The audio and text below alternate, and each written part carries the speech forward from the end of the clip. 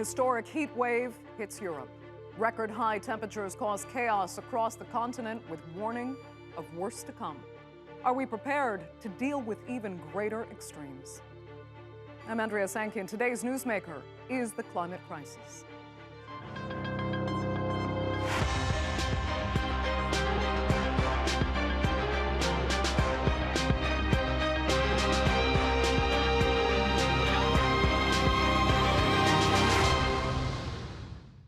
Well, Britons spend a lot of time complaining about their usual cold and rainy weather, but this week they dealt with the complete opposite experience, and they were ill-prepared. For the first time since records began, the UK saw temperatures reach above 40 degrees Celsius, causing chaos. Luton Airport was forced to stop flights after its only runway started melting in the heat. And in this small English town, many were forced to flee when their homes caught fire. One family tried and failed to bring their house fire under control on their own. We rushed around with a hosepipe, my wife and my other son, and a couple of watering cans, but we just couldn't control it. So we got back to the house. I got on the lean-to roof, and my son passed the hose up.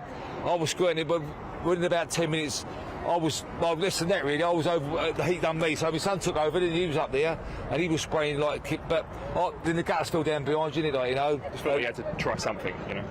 Well, for many, the UK was simply unprepared for this historic heat wave. Emergency services were overwhelmed as firefighters were forced to work through the night. In fact, it was the busiest day for the London Fire Service since World War II. Some of the fires today have required more than 30 fire engines. Some have required 20 fire engines. Some have required 15 fire engines. It's simply not possible for the London Fire Brigade to respond to all of these fires if they continue at this pace. Well, the United Kingdom was not alone in battling unprecedented temperatures. Chaos was spreading across the continent and across the Atlantic. In Spain and Portugal, almost 2,000 people died as a result of the heat wave. In France, this wildfire burned almost 80 square miles of forest. 2,000 firefighters worked around the clock to stop it from spreading, and more than 37,000 residents were forced to evacuate. And in Greece, hundreds were forced to find safety as wildfires spread to the capital. There was smoke, some kind of thick smoke with ashes. I had an asthma attack, and the cat was in general confusion. We tried to find her, but she was gone. We left with nothing, so we bought a few clothes and underwear. We signed up to eat at the Dural Middle School, and they gave us food. But before that, we tried to feed ourselves as we could. It was not easy. Scientists say extreme weather like this will become more frequent regardless of what we do. But they also argue that if we don't take drastic action soon, the consequences will be far worse. In the future, these kind of heat waves are going to be normal, and we will see even stronger extremes. We have already pumped so much carbon dioxide to the atmosphere that the negative trend will continue for the coming decades, and so far we haven't been able to reduce our emissions globally. I hope that these kind of events are going to be a wake-up call for many governments, and I hope that also in democratic countries these kind of events will have an impact on voting behavior, and in democratic countries it's up to the governments what kind of policies they are having. So with more extreme weather expected, how best can we deal with it? To discuss that now, I am joined from London by Stephen Cornelius. He's the Worldwide Fund for Nature's Climate and Energy Deputy Global Leader. Dan Mitchell is a climate science professor at the University of Bristol. And in Norwich, we have Extinction Rebellion's former spokesperson, Rupert Reed. He's also the author of Why Climate Breakdown Matters. Thanks all so much for being with us. Well, all of you were in the UK to experience these record-breaking temperatures firsthand. So let's start there. Dan Mitchell, how did it feel to hit over 35 degrees in Bristol, and how would you grade the country's preparedness and response? Yeah, well, I mean, extremely hot. We haven't had anything like it. It was the first time we broke 40 degrees, and it felt like that. In the UK, we don't have the sort of same measures as elsewhere in Europe. So So air conditioning is not commonplace here, especially not in people's houses. So it is actually really difficult to cool down in that sort of temperature. And people were coming up with all like of creative mechanisms to cool down. But we really struggled, and our infrastructure struggled as well. And Rupert, you were there in Norwich. How did it feel to you? I mean, this is kind of shocking, I have to say, for any Brit. I have family over there, and they're not used to this kind of heat. Let's just put it simply. They really struggle. Yeah, that's absolutely right. This is unprecedented for us. You have to bear in mind the kind of things that Dan's already said. I'd add to those that our housing stock is primarily designed, not very well, but primarily designed to try to keep warm in winter, not to try to keep cool in summer. So there is an enormous job of adaptation, of readiness and preparation to be done. Our government is miles off the pace with this task, and that's one reason why a lot of people had a pretty uncomfortable time earlier this week. Okay, let me just get Stephen Cornelius' experience from London there, where it was the capital had never seen this before.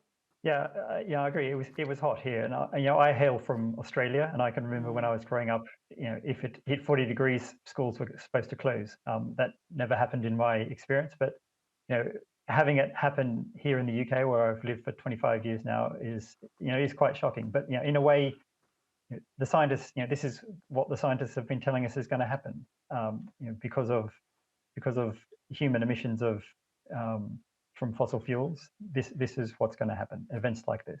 And that actually says a lot. And you bring up the point that the schools used to close in Australia when you hit a certain temperature. And to know that the UK actually had to raise the temperature at which schools are mandated to close because of excessive heat. So, yeah, the problem is, though, when I see pictures out of London, you can get a completely different image sometimes looking at people sitting in the parks and really enjoying themselves. So, yeah, Stephen, how much does it actually worry you that people might enjoy this? So I think there's certainly a role for the media to portray what is a climate crisis in the right way. So having people eating ice creams or frolicking on the beach isn't necessarily the types of images that are really what this is about. So this is happening in the UK, yes, it's happening in Europe, yes, but it's also happening in the global south, where the impacts are actually a lot greater and a lot more devastating. These countries, we've heard from the other guests that UK is not prepared for this, but other countries are maybe even worse prepared for events like this. Right. Rupert, I want to come back to you to speak a little bit more about the response in the preparedness level. I mean, how much has this latest round of, extreme weather really exposed how prepared or under-prepared we are? Well, it's exposed a desperate level of ill-preparedness in the UK. This, by the way, is no surprise whatsoever. The National Committee on Climate Change, a government-sponsored committee, issued a report within the last year that said that Britain was pitifully prepared on almost every count in terms of dealing with increasingly damaging climate impacts. That's the kind of disgraceful situation that we're in. So in terms of what we should do about this, in terms of how we should respond to it, there are at least two tracks that have to be considered. One is, obviously, we need to put pressure on our governments and through voting, through all the other means that there are, that they step up and actually do something more about this.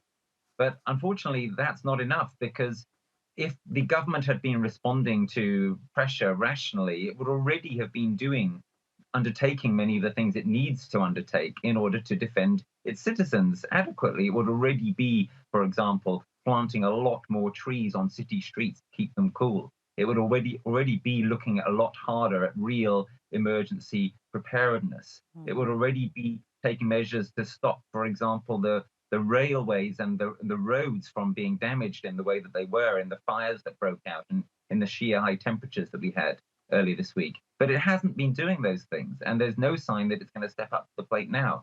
So the second level on which we need to think about this, and this applies very strongly in my country, but it applies, frankly, in most countries around the world, is citizens need to be thinking about how to take these matters into their own hands. We cannot rely on our governments to protect us. they have shown that they are not willing to step up to the plate and sufficiently protect us. So citizens organizing locally where they live, where we live, organizing also through other institutions, through churches, perhaps through our workplaces, certainly. We need to be stepping up to defend ourselves, to create a greater level of readiness ourselves, because the next time that something like this comes, it could be even worse, and the government just cannot be relied on to protect us. All right, Dan, I saw you had a comment there. Go ahead. Well, yeah, a couple of things on what Rupert said. And just to say, I completely agree with his comments. To add a little bit more weight into some of them, our government doesn't think on the timescales that climate change acts on, and that's a real problem. Just to get across some of those timescales, if we emit CO2 today, a proportion of that CO2 stays in the atmosphere for up to 20,000 years. Now, if you think what was going on 20,000 years ago, that was times of woolly mammoths and things. These timescales are really, really long, and they don't match up well with government timescales, which are normally based around political re-election and that sort of thing, so 4 to 5 years. And I won't say who said it, but a government official quoted, "We solve complex problems in the order that we can." And that speaks for itself, because climate change is a complex problem which it can't solve in a quick order, or indeed anytime soon.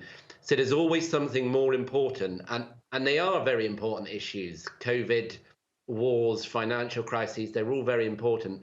But our government needs to understand that it has to deal with the climate crisis as a critical problem, as well as the other ones. There was a lack of forward thinking. There has been a lack of forward thinking, and instead of just dealing with these problems as they arise, symptomatically. Rupert, go ahead. Yeah, so I was just going to add to that one of the implications of what Dan is saying is that, of course, what we need is a much more genuine long-termism at every level, but especially it ought to be at government level. So governments ought to be thinking about how they are prepared, not just for the worsening climate impact we're receiving now, but how they will be preparing for the even worse climate impact we'll be receiving in 10 or 20 years' time. Many infrastructure projects have a very long lifetime. Think about a nuclear power plant, for example. You have to think about that over a timescale of hundreds or indeed thousands of years. So we need to be thinking ahead systematically, far more than we are doing. And of course, once one realizes that point, one also understands that it just doesn't make any sense to approach this except through a lens of radical emergency style mitigation, which means greenhouse gas reductions. If we're actually going to put ourselves in a position where we're not dealing with even worse conditions forevermore, then we have to get serious about getting to zero carbon as quickly as humanly possible. Right. Because until we do that, this is just going to go on getting worse and worse without end. Rupert, I'm going to stick with you for a second, because I have to ask you, as you were mentioning that the citizens need to take matters into their own hands, does it worry you that there's a good chance that a kind of secondary sense of complacency could actually be building here? Because even though, records are being broken, we just keep getting through it. We install more air conditioners. We fix a melting runway. We always engineer a way around. And like I said before, when we see images of people really enjoying summer days across the UK, how do you convince citizens that this is genuinely dangerous? Yeah, it's a good question. It's got a few aspects. So firstly, in terms of the aspect to do with people enjoying it, actually, I don't think very many people were enjoying what we experienced on Monday and Tuesday of this week. It got really grossly, uncomfortably hot, and a lot of people were struggling with it. A lot of people were not able to work, and of course, it got a lot worse than that. For example, my elderly neighbor became dehydrated and had to go to hospital. These kinds of things are happening all the time. The National Health Service in our country is under terrible strain at the moment, and that strain has just been doubled in the last few days. So I would urge people to notice and to remember that actually, when we had the real record-breaking heat wave earlier this week, it wasn't about ice creams and the beach anymore. It was about people getting dehydrated. It was about wildfires. It was about extreme discomfort. Secondly, the question nevertheless does have to be asked. Are people thinking, well, yeah, but nevertheless, we did manage to get through it. We'll get through anything. I say on that again, this will carry on getting worse forever until we sort out the root cause of the problem. The temperature rises will just go on and on. The weather will just keep getting more and more unstable. There will come limits beyond which we are not able to cope. And people really need to get their heads around that. That is the fundamental reality of the situation we are in. Let me go back to Stephen Cornelius, because I want to broaden this out, to real policy, changing global policy towards the climate crisis. And in the United States, President Biden has now pitched this $2.3 billion infrastructure deal to deal with climate change, but not actually to curb it. And what has been pitched to curb climate change has been in part blocked by the Supreme Court, which recently overruled the EPA's power to cut greenhouse gas emissions. What does that say about, policy failure at the top levels where it is most necessary?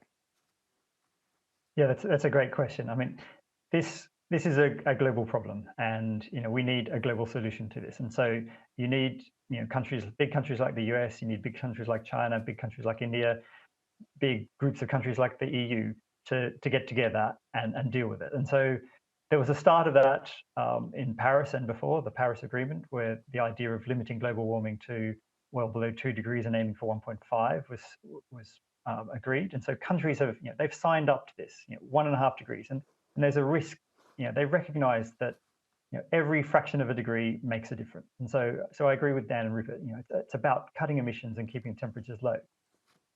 Then there's the policy and implementation side. So we've got this target, longish term target. So what do you do? In the UK, we have the Climate Change Act, which says, okay, we need to get to net zero by 2050, and here's some targets on the way. But even though it's in legislation, even though it's in law, the government isn't doing enough to meet it. And that was, as Rupert said, that was the Committee on Climate Change, the independent watchdog that has said that government isn't doing enough. And so how do we close that policy gap? How do we get it that our buildings are better insulated? How do we get it that our transport's low carbon, zero carbon? These are the sorts of things we need to deal with now. Okay. Dan, your thoughts? Well, so, America last year experienced an even more record-shattering event in the Pacific Northwest, where their record was broken by about 4.5 degrees in Canada in particular. And it was interesting because a couple of months after that event, we ended up getting communication from the Biden's Scientific Advisory Panel, the equivalent of SAGE in the UK. And suddenly, a heat wave of that magnitude had reached the president's table. He was concerned. And we do see that sort of thing more and more. We see a shock event grabs the government's attention, but then how long does that attention last on that event? That's the crucial point. It's normally not very long. Right. So we'll see what it is for this event. And then, Biden actually characterizes climate change as an emergency, but he didn't declare a federal emergency with, over 100 million people under a severe heat alert. Does that matter? Well, yeah, so this is where heat action plans are just critical. And, in the UK, we keep adapting ours. We adapted it again last year. We're currently improving it again. We need to have things in place that when heat waves come along, or when we forecast them, we can get to all levels of infrastructure. We're terrible at doing that in the UK. So our hospital bosses, our NHS bosses, will be told that a heat wave is coming. What are they really going to do? They'll probably open a few more windows in the hospitals. I mean, that's a little unfair. They do a lot, but their hands are tied, and that's the real problem. Is it's okay forecasting, it's okay having a plan, but you have to have some strategy to be able to deal with that heat. And we need to put those things in place in the UK, the US, and many other places. Right. Rupert, when we talk about worse to come, let's think about, winter in the Northern Hemisphere, as Dan was mentioning. Another one's coming in about 4 months' time. That polar vortex he was talking about, the one we saw in Texas in particular, we saw the power grid completely break down. I mean, are we going to see scenarios like that repeat itself across the planet now? Well, it's entirely possible. We need a much greater level of readiness and preparedness, as all three of us are saying. In terms of this winter, of course, something to concentrate the mind is the Ukraine crisis and the possibility that in Europe there will be severe reductions in the amount of gas that's available for burning. This really ought to be the kind of moment where we think about pivoting our entire energy system. And the fact that we haven't already done that, certainly in countries like my country, the UK, is again a phenomenal indictment of our government and of our political system. When you look at the events of the last few days, when you look at the events going on in Ukraine, it's all pointing screamingly in one direction. We need to be prepared for big shocks, and we need to be moving absolutely rapidly to a renewable energy-based system. And we also need to be reducing the amount of energy that we use considerably, reducing energy waste and reducing energy demand. Until we do that, we are nowhere. And it is really so distressing and depressing that we are more or less nowhere. And again, I come back to the point that we cannot expect our governments to do all of these things because they've shown absolutely no sign of doing so far. So to viewers watching, whether you're in Turkey or in mainland Europe or in the UK, whichever country you're in, I say it's time for us to think as citizens how we deal with this, and it's time for us to take these matters into our own hands as much as we are able. It's not very easy, but as much as we are able, we have to prepare ourselves to deal with a tough winter this winter. We have to build community. We have to try to make our communities and our businesses more resilient against what is coming, because what is coming is not going to be looking very pretty. Right. You know, Rupert, you said before that it was still possible to stop the globe from warming above that crucial 1.5 degree mark. Are you still that optimistic, especially after seeing what's happened this summer? No, and I think this is a very, very important point. So I'm delighted that you asked the question. The tragic truth is that the 1.5 degree safe limit for global overheat is now no longer credible. I was at an event at my university, University of East Anglia, a few weeks ago, a room full of climate scientists and climate studies people at our university, which is world leading in this area. The question was asked, which person in the room is willing to put up their hand and say that they still believe that 1.5 degrees is actually achievable? There were 60 people in the room. Not one single person put their hand up. This is the tragic reality that we are now in, that we are moving out of the safe zone. We are in the age of consequences. We can already see it in events such as those of this week. What does that mean? It means we need to get serious about recognizing that our governments are not going to sort this. We need to get more angry. We need to get more frightened, frankly. And then we need to act on the basis of those energies. We need to act as citizens. We need to act locally. We need to do whatever we can to protect ourselves against what is coming. Stephen Cornelius, would you have raised your hand in that meeting? And if not, how hot is this globe going to get? Thanks, Andrea. So, I mean, the IPCC, so the Intergovernmental Panel on Climate Change, they recently have published some reports, and basically all the scenarios, more or less, suggest that we're going to reach 1.5 degrees of global warming, not a sort of individual year, but an average over a sort of decade or so in the next 2 decades. So, you know, it is likely that we're going to reach 1.5, yes. But I guess the point is, you know, the IPCC also talks about that, you know, every fraction of a degree matters. So, you know, it's the lower the temperature, the safer it is for people and nature. I'm not saying it's safe. We can see by the events that have happened in the last few days and years that it's not safe. But we need to do what we can. I think I agree with Rupert in part that, you know, people need to get angry, people need to do things. But I think also we need the government action. We need governments to lead on this. And, you know, agree that that hasn't happened enough in the UK and elsewhere around the world. But, you know, we need the action, we need the guidance from the science, we need the leadership from governments, and that's what I think is where a gap has been. Dan, just a minute left. Your final thoughts? Well, I would just say this event has been very interesting from the media point of view as well. I've seen more denialism. I've seen more very bad media reports. I've seen almost a don't look up narrative. You know, the film Don't Look Up, we weren't expecting to see that bear out in real time so soon, but there was even an interview which was exactly that. You know, the media presenters just refusing to believe that this was bad. It's outstanding. And on Twitter and things, we've noticed that very big Twitter influencers are being tweeted and tagged in to support denialism here. It's actually been very frustrating, this heat wave in particular. Okay, Dan Mitchell, I will have to give you the last word. Very unfortunately, we're out of time for this edition of the Newsmakers. I'd like to thank all three of my panelists so very much for being with us, and our viewers, of course, for tuning in as well. Be sure to subscribe to our YouTube channel. I'm Andrea Sankey. We'll see you next time.